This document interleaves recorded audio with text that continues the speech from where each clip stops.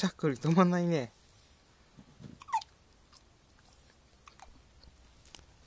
またしゃっくりさんが言っちゃう。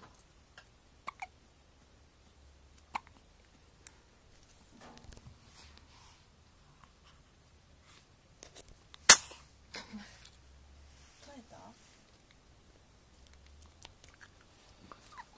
寒いね。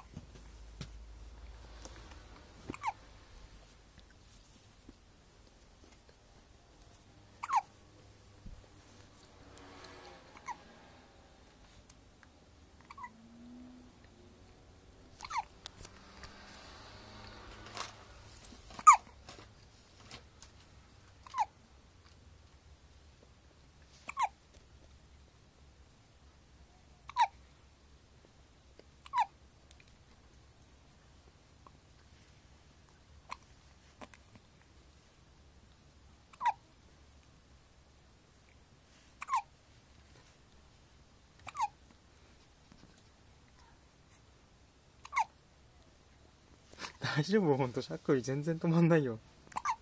ほんとしゃっくりのいい子だよね。なんか病院では心配ないって言うけどさ。うん。